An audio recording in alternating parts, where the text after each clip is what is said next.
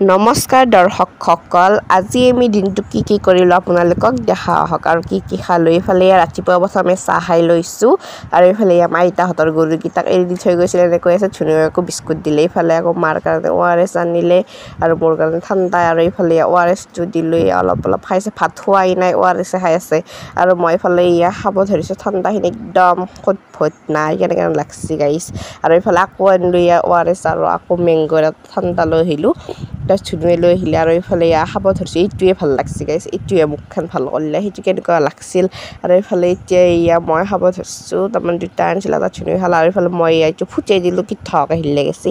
তাৰপিছত আকৌ ORS এটা খালোঁ। এইফালে মায়ো এটা খাই আছে আৰু এইফালে গধূলি ধুনীয়াকৈ ধুনা দিছে। পাপাই আকৌ চাকি দি থৈ গ'ল আৰু এইফালে পটল, জলকীয়া, ভেন্দি আছে ইয়াতে আৰু এইফালে আছে আকৌ মাৰ কাৰণেও আনিছে বজাৰত, যিহেতু বইল খাব দিছে। এইফালে পানীলাও, জিকা, তাৰপিছত এইফালে আছে স্কচ, এইফালে নেমু টেঙা, তিয়হ, অমিতা, সেনেকৈ চব তাৰমানে ঠাণ্ডা বস্তু খাব দিছে। আৰু এইফালে এতিয়া মাৰ কাৰণে বইল কৰিবৰ বাবে চেলাই আছে আৰু এইফালে আমাৰ কাৰণে মাংস দিবৰ বাবে যোগাৰো কৰি আছে। আৰু এইফালে খুৰীমাহঁতে দিছিল অলপমান কঁঠাল আৰু এইফালে কঁঠালখিনি একদম ধুনীয়াকৈ খাই আছে আৰু এইফালে মই খাই আছোঁ। খুৰীমাই ফোন কৰি মাতিছিল মানে তন্ময়হঁতৰ আৰু এইফালে মাৰ কাৰণে ভাত দেখিছিলে, কিমান ভাত কমকৈ লৈছে আৰু নাখালাকৈ ভাতকেইটা লাষ্টত। এইফালে পাপৰ ভাজা আছে, এইফালে পিঁয়াজ, নিমখ আৰু এইফালে এইখিনি কোনে খাই গম নাপাওঁ। আৰু এইফালে মাংস আৰু এইফালে মোৰ মাংসত আলু আৰু অমিতা দিছে। আকৌ মাৰ আছিল জিকা,